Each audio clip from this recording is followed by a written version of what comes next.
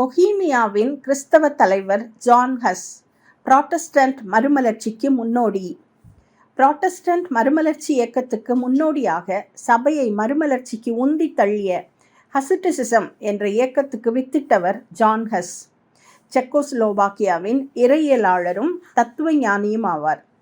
ஐரோப்பிய நாடான பொஹீமியாவின் மறுமலர்ச்சிக்கு உதவிய முக்கிய குருவானவரும் இவரே. பொஹீமியாவில் ஹசினெக் நகரில் கிபி 1370 பிறந்த இவர் உலகளாவிய திருச்சபையை மத்திய மந்த காலங்களில் இருந்து மறுமலர்ச்சி காலங்களை நோக்கி நகர்த்தியவர். மார்ட்டின் லூத்தரால் புரட்சி ஏற்படுவதற்கு 100 ஆண்டுகளுக்கு முன்பே புரட்சிக்கான விதைகளை தூவியவர். பிராக் நகரின் பல்கலைக்கழகத்தில் கிபி 1390 பட்டப்படிப்பில் இணைந்தவர்.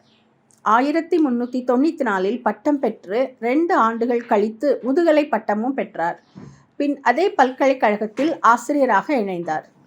கிபி 1401 தத்துவ பாடத்துறையின் தலைவராக உயர்ந்த அவர் பொஹீமியாவின் புகழ்பெற்ற பெத்லஹேம் சிற்றாலயத்தில் போதகராக அமர்த்தப்பட்டார். அந்த காலகட்டத்தில் பிராக் பல்கலைக்கழகத்தில் மிகுந்த தேசப்பற்று கொண்ட செக்கோஸ்லோவாக்கிய ஆசிரியர்களுக்கும் சபை மறுமலர்ச்சிக்கு எதிரிகளாக செயல்பட்ட ஜெர்மன் ஆசிரியர்களுக்கும் இடையே கடும் போராட்டம் நடந்து கொண்டிருந்தது. பொஹீமியாவின் செக்கோஸ்லோவாக்கிய ஆசிரியர்கள் ஜான் விக்லிஃபின் எழுத்துக்களை கற்று உற்சாகமாய் போதித்ததால் ஜெர்மானிய செல்வாக்கை தங்கள் பல்கலைக்கழகத்தில் விரும்பவில்லை. ரோமன் கத்தோலிக்க குருவானவர்கள் திருத்தப்பட வேண்டிய காரியங்களை பற்றிய ஜான் விக்லிஃபின் கருத்துக்கள் ஜான் ஹஸ்ஸை அதிகம் கவர்ந்தது.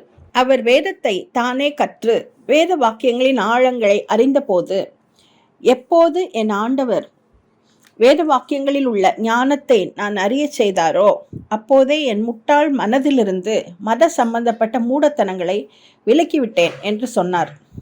வேத வாக்கியங்களில் அதிகம் நம்பிக்கை வைக்க தொடங்கிய அவர், என் மூச்சு உள்ளவரை வேத வாக்கியங்களில் உள்ளவற்றை இன்னும் ஆசையோடு பற்றி கொள்ளவும் நம்பவும் பின்பற்றவும் விரும்புகிறேன் என்றார். பொஹீமியாவின் அரசன் செக்கோஸ்லோவாக்கிய ஆசிரியர்களை ஆதரித்ததால் ஜெர்மன் ஆசிரியர்கள் மற்ற பல்கலைக்கழகங்களுக்கு செல்லும் நிலைக்கு தள்ளப்பட்டனர். ஆனால் பொஹீமியாவின் சபை அதிகாரிகள் பிஷப் அலெக்சாண்டருக்கு கையூட்டு கொடுத்து அவர் துணையுடன் பெத்லஹேம் சிற்றாலயத்தில் ஜான் ஹஸ் போதிக்க தடை போட்டு ஜான் ஹஸ்ஸை சபைக்கு புறம்பாக்கினர். செக்கோஸ்லோவாக்கிய திருச்சபை மக்கள் பாவ மன்னிப்பு சீட்டை விலை கொடுத்து வாங்க துன்புறுத்தப்படுகின்றனர் என்று போப்பின் மேல் குற்றம் சாட்டினார் ஜான் ஹஸ். கிபி 1412 ஹஸ் கிராமப்புறங்களில் சென்று தங்கி அடுத்த 2 வருடங்களில் இடைவிடாத எழுத்து பணியில் ஈடுபட்டார்.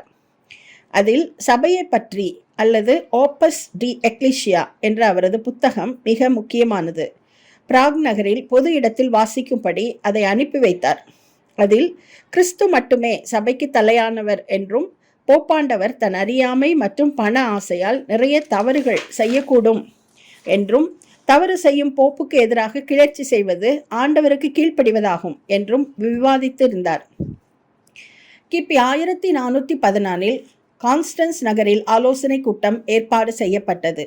அரசன் சிகோஸ்மண்ட் ஜான் ஹஸ் பத்திரமாக திரும்பி அனுப்பப்படுவார் என்று எழுத்துப்பூர்வ உறுதிமொழி அளிக்க உத்தரவாதம் தந்ததால் அந்த ஆலோசனை கூட்டத்துக்கு சென்று தன் உபதேசங்களை பற்றி பேச ஜான் ஹஸ் ஒப்புக்கொண்டார். ஆனால் அந்த உறுதிமொழி பத்திரம் கையில் கிடைக்கும் முன் ஜான் ஹஸ் கான்ஸ்டன்ஸ் நகருக்கு சென்று சேர்ந்தார். உடன் கைது செய்யப்பட்டு தன் கருத்துக்களை விட்டுவிட கேட்டுக்கொள்ளப்பட்டார். தன் கருத்துக்களை பற்றி விளக்க சிறையில் இருந்த பல மாதங்களில் அவருக்கு வாய்ப்பு கொடுக்கப்படவே இல்லை. கடைசியாக, நான் இயேசு கிறிஸ்துவிடம் அப்பீல் செய்கிறேன். அவர் மட்டுமே சர்வ வல்லமையுள்ள நீதியுள்ள ஒரே நீதிபதி. சத்தியம் மற்றும் நீதியை அடித்தளமாக கொண்ட என் வழக்கை அவர் கைகளில் விட்டுவிடுகிறேன் என்றார் ஜான் ஹஸ். 1415 ஜூலை 6 சிற்றாலயத்திற்கு தன் குரு உடைகளோடு அழைத்து செல்லப்பட்ட அவர் அங்கு ஒவ்வொரு உடையாக களைந்து போடப்பட்டு தீயிட்டு எரிக்கும் கம்பத்துக்கு கொண்டு செல்லப்பட்டார். கம்பத்தில் விறகுகளின் மேல் நிறுத்தப்பட்ட அவர், ஆண்டவராகிய இயேசுவே, இந்த கொடூர மரணத்தை பொறுமையாக நான் சகிப்பது உமக்காகத்தான். நீர் என் எதிரிகள் மேல் இரக்கம் காட்டும்படி உம்மை வேண்டிக் கொள்கிறேன் என்றார். தீஜுவாலை அவரை விழுங்கிய போது சங்கீதங்களை பாடிக்கொண்டிருந்தார் என்று சொல்லப்படுகிறது.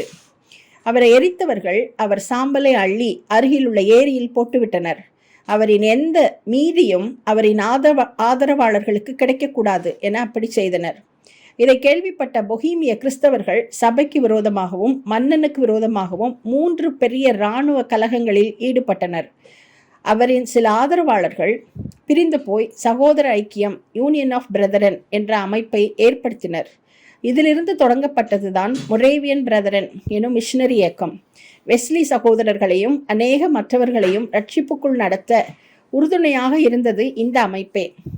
எல்லா கிறிஸ்தவர்களும் தங்கள் சொந்த மொழியில் வேதம் வாசிக்கவும் பிரசங்கம் கேட்கவும் கர்த்தருடைய பந்தியில் பங்கு பெறும்போது அப்பம் மட்டுமல்ல திராட்சரசமும் அனைவருக்கும் வழங்கப்பட வேண்டும் என்று ஜான் ஹஸ் வலியுறுத்தினார். பாவ மன்னிப்பு சீட்டு விற்பனையை எதிர்த்தார். பொஹீமிய சபைகள் மறுமலர்ச்சி பெற அஸ்திபாரமிட்டது அவரின் போதனைகளே. சரியாக 100 வருடம் கழித்து மார்ட்டின் லூத்தரும் ஜான் ஹஸ்ஸின் எழுத்துக்களால் கவரப்பட்டார். ஜான் ஹஸ்ஸை பற்றி மார்ட்டின் லூத்தர் எழுதியது: வேத வாக்கியங்களின் ஆழங்களை இத்தனை அழகாக தெளிவாக விளக்கிய இவ்வளவு பெரிய தேவ மனுஷனை எதற்காக எரித்து கொன்றார்கள் என்றே என்னால் புரிந்து கொள்ள முடியவில்லை. மார்ட்டின் லூத்தர் தன் பிரபல 95 கொள்கைகளை எழுதுவதற்கு 100 வருஷம் முன்பு சபையின் வேதத்தில் சொல்லப்படாத தீய பழக்கங்களை எதிர்த்து பேசவும் எழுதவும் செய்தவர் ஜான் ஹஸ். நன்றி.